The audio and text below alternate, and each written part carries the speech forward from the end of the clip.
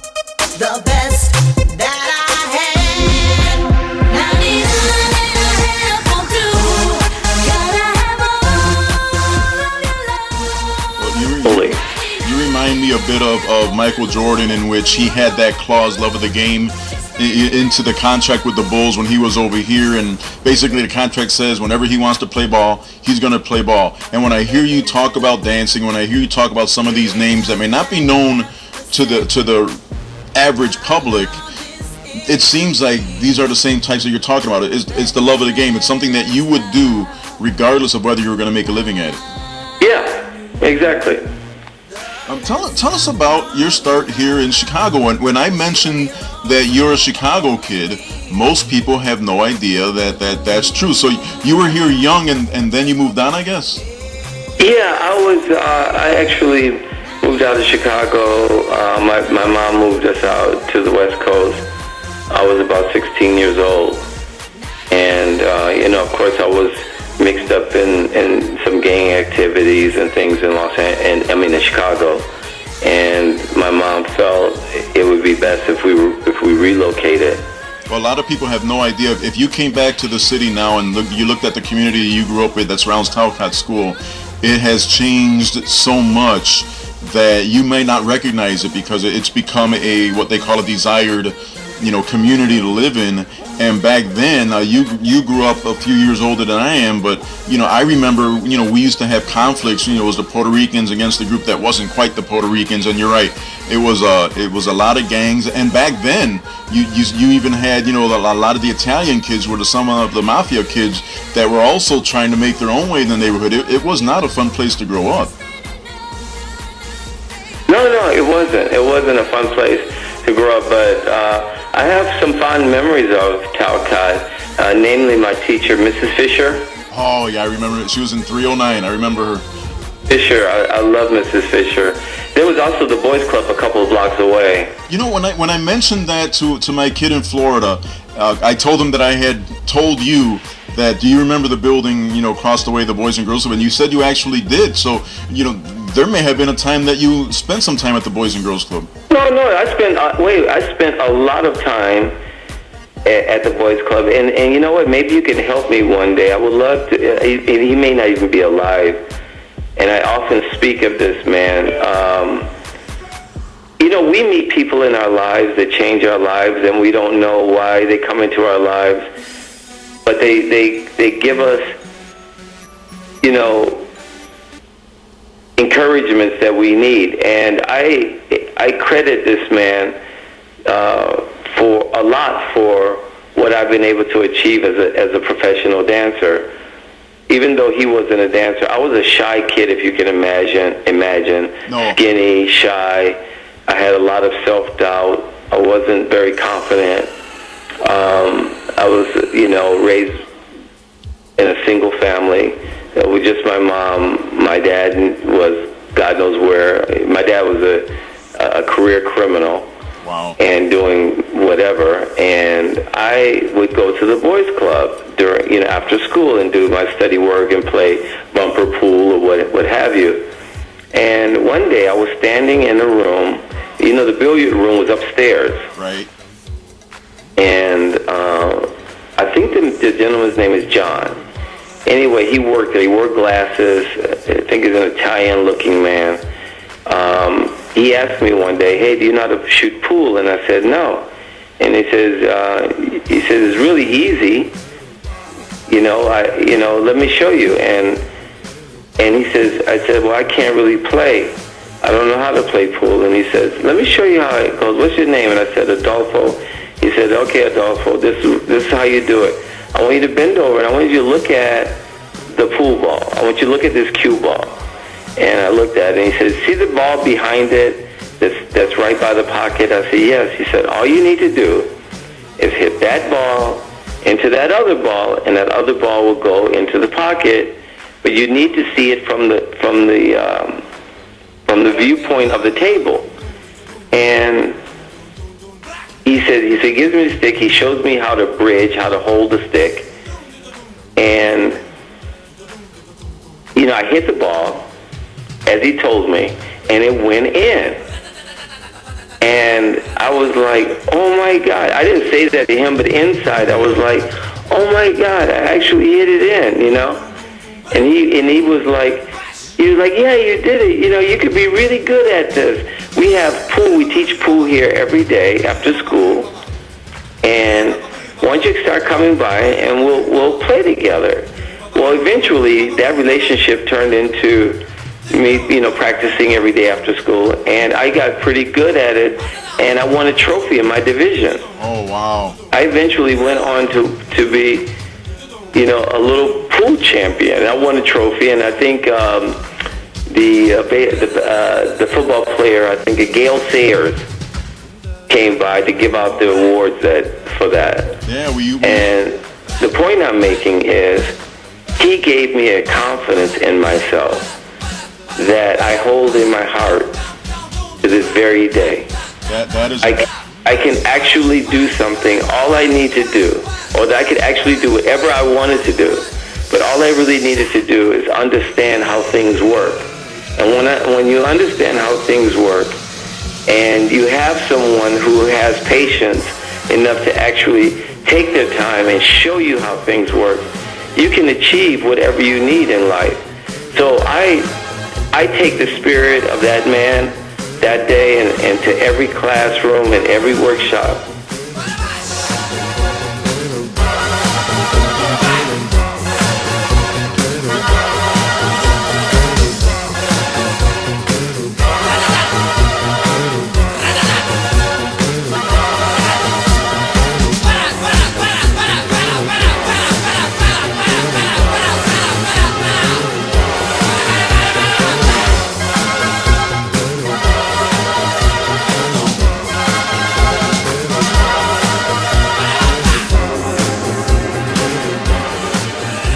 Achieve whatever you need in life.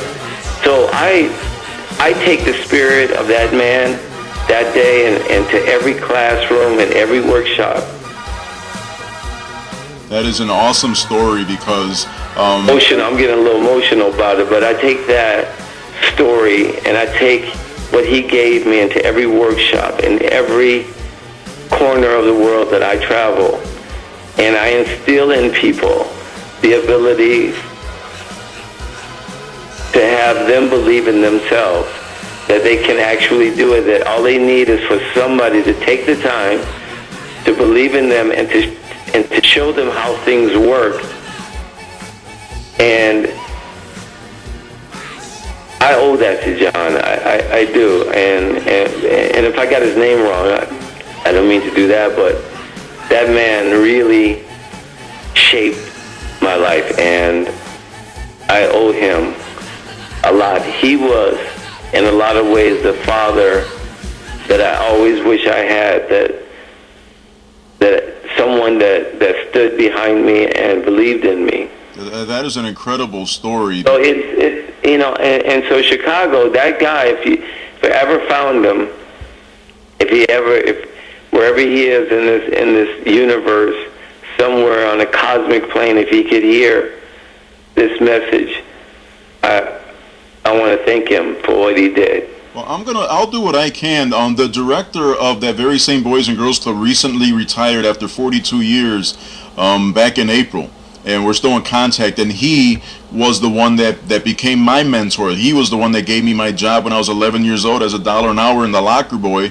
and then eventually I grew up to become a club director myself, and we remained in contact, and we did a big we did a big retirement party for him back in April, and I'm going to try to find out who this John was, because Leo got there in 1970 and he didn't retire until April. So if anybody knows who John in the games room was, it would be Leo. I was a few years behind you, so when I got to the games room as a kid, I've had people like Barth and Solis, so John may have already have gone through those clubs. But I used to tell staff people this all the time.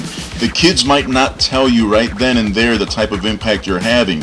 They show up every day, and that's their way of telling you, but maybe when they hit 25, 30 years old, or when they have their own kids, that's when they start saying, you know what? That person made a big difference in my life. And it was so awesome to hear you tell that type of story, because I've told the same types of stories about Leo and people at the Boys and Girls Club. Yeah, and it's important that we continue to tell and share these stories with people so that they know. And young people, if you're listening out there, there's someone upstairs from you. There's probably someone at the grocery store who will be that spark for you. And you may not be getting it at home. It may not come from home. It may not come from the person that you expect it to come from.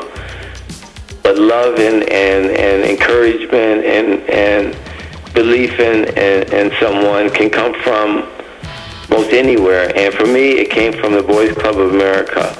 Wow, I am proud to share that lineage with you. I threw it out there because you could see the building from Talcott, and not everybody that was a Talcott kid was a club kid, and I'm proud to say that you were both, and that it had an impact on you. It's pretty interesting, the stories that you tell, because you've accomplished so much and you've done so well that my guess is, with some of the kids that you're teaching, or some of the kids that you just run into when you go visit a school or something, they'll say things to you like, man, you don't know what it's like, man, you got money, and they have no idea that you walked in those same shoes that they're wearing.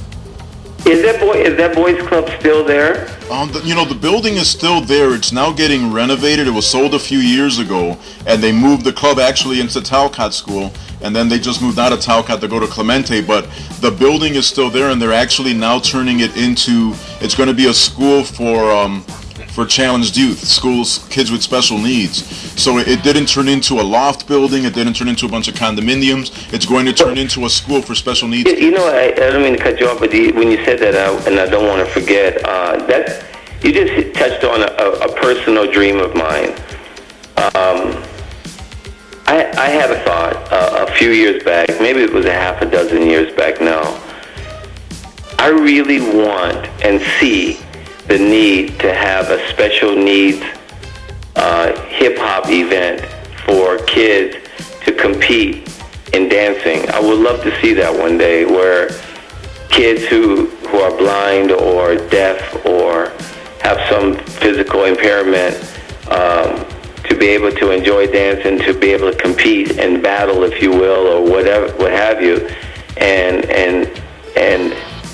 enjoy the same kinds of successes that full-bodied, well-able people around the world are enjoying. For some reason, they're not really part of it. I see it as being a sort of Special Olympics version, hip-hop version of the Special Olympics.